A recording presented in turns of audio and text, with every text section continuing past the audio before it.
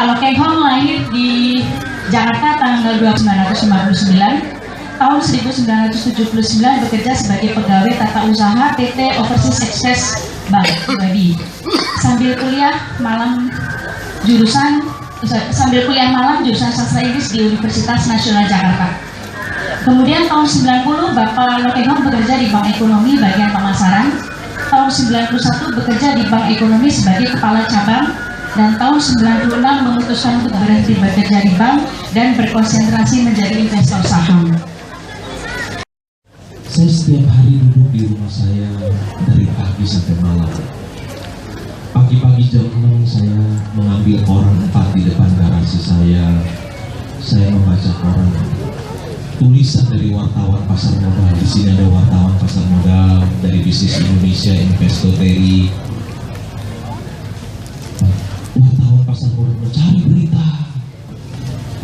Teman-teman, saya nggak usah cari berita, saya cukup duduk di rumah saya. Saya dapat berita-berita yang penting. Saya gunting, saya file. Ini sebuah patung inspiratif dari Jepang, menunjukkan bahwa bobotnya tidak ditentukan oleh ukuran tubuh, tapi dari berapa banyak buku yang dia baca. Bobotnya bukan dari ukuran tubuh, tapi ditentukan dari berapa banyak buku yang dia baca. Patung inspiratif dari Jepang. Pak Sumali bisa kalah berat bisa main buku.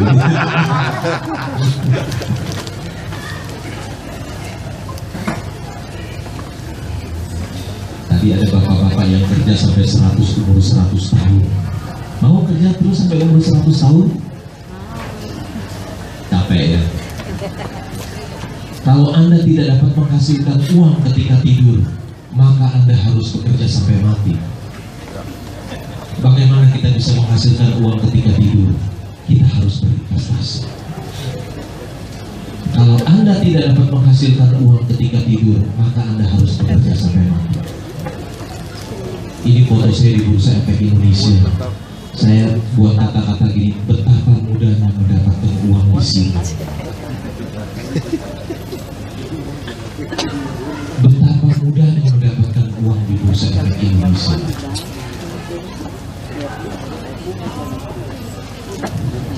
Ada 5 hal yang saya tidak punya. Ada 5 hal yang saya tidak punya. Pertama, saya tidak punya kantor. Setiap hari orang yang bekerja pergi ke kantor, pulang. Kalau Bapak Ibu tinggal di Timika enak, ada macet. Kalau di Jakarta macet berat. Dari rumah saya ke Bursa itu jaraknya 10 kilo, bisa 2 jam. Stres. Saya tidak punya kantor, tiap hari saya duduk di taman di rumah saya.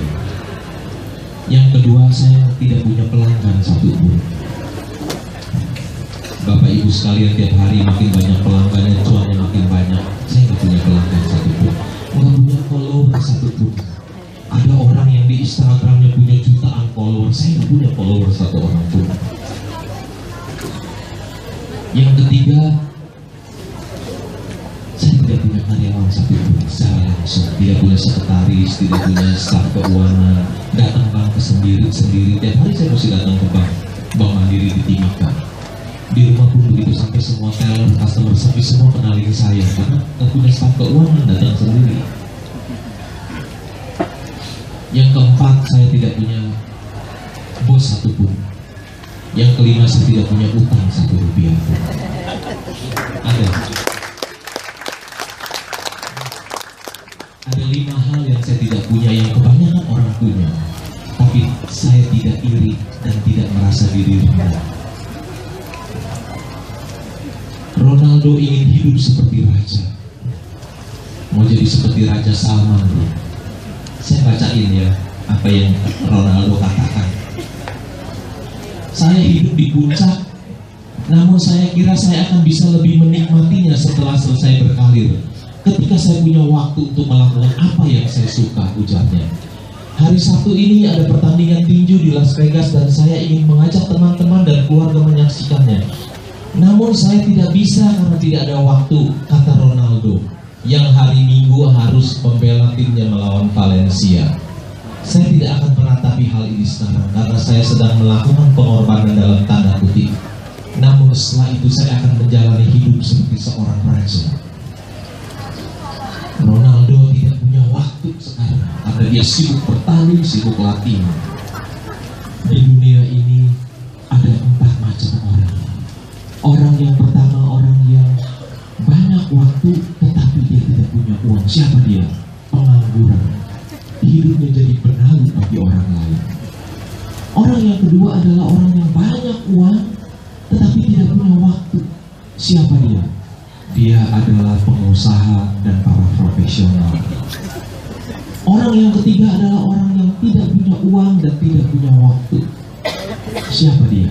Dia adalah karyawan yang gajinya kecil, yang dapat UMP, UMR.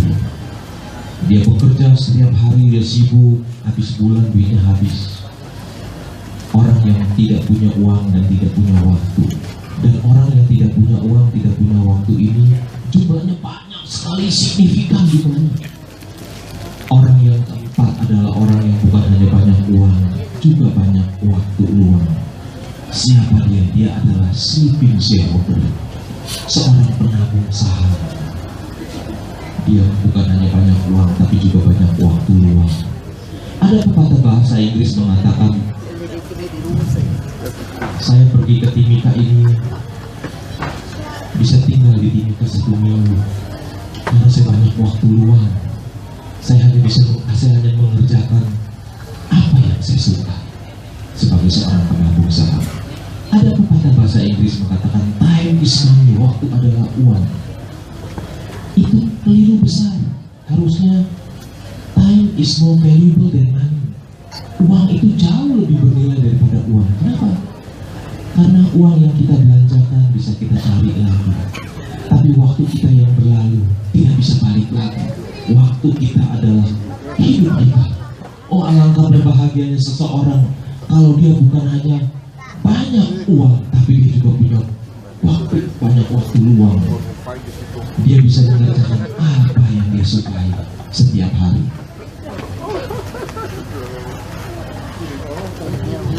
Kalau saya ingin tinggal di New York, saya tinggal pergi ke New York, saya tinggal sebulan di New York. Kalau saya ingin tinggal di London, saya tinggal di London sebulan. Kalau saya ingin tinggal di Tokyo, saya tinggal di Tokyo. Kalau saya ingin tinggal di Shanghai, saya tinggal di Shanghai sebulan. Kalau saya ingin tinggal di Washington DC, saya tinggal di Washington DC. Kalau saya ingin tinggal di Timika seminggu, saya tinggal seminggu di Timika. Orang pada heran, lama banget di Timika.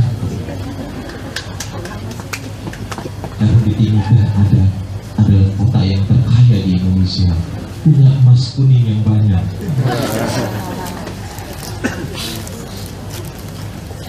Camp of Good Hope, ya. Sampai saya jalan jauh sampai ke Tanjung Harapan. Kalau kita di sejarah waktu SD ada tulisan Tanjung Harapan, itu di bagian selatannya, paling selatan benua Afrika. Padahal nggak usah jauh-jauh ya, kalau kita mau lihat laut, padahal nggak ada apa-apa loh di sini. Kalau kita mau lihat laut, ke pelabuhan aja sama Pak Sumali, saya diajak ke pelabuhan. Di situ banyak laut ya, bisa lihat laut juga ya Pak.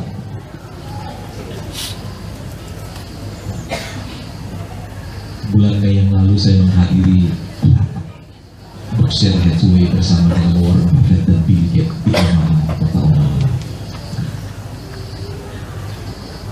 Ini rumahnya Warren Buffett, dan seberangnya Warren Buffett rumahnya mau dijual. Rumahnya murah, meskipun di Amerika di Omaha mungkin harganya hampir sama seperti rumah di Timika di Jalan Hasanuddin, seperti itu. Sahabat saya kepengen sekali beli dan uangnya juga tidak seberapa. Tapi masalahnya pergumulan saya adalah kalau saya beli persis di seberang rumah dia itu, saya cuma bisa tinggalin setahun 1 bulan. Nanti 11 bulan kosong musim salju, ada orang terpleset di depan rumah saya bisa dapat tuntutan hukum. Saya lagi bergumul. Padahal saya ingin beli sekali. Nggak seberapa uangnya.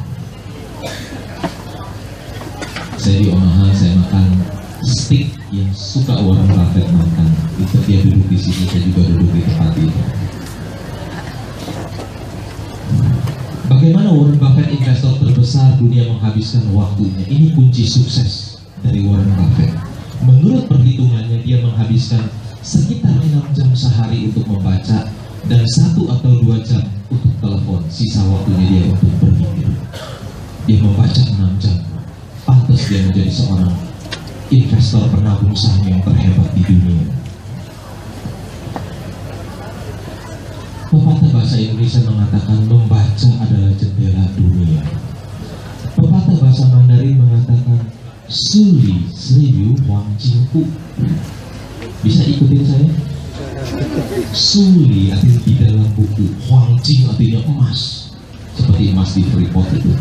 Dari dari rumah, di dalam buku ada rumah emas. Orang yang banyak membaca, dia jadi banyak tahu. Orang yang banyak tahu, dia dekat dengan kepintaran. Orang yang dekat dengan kepintaran, dia dekat dengan kekayaan. Warren Buffett, investor yang hebat ini, sehari dia membaca 6 jam sehari.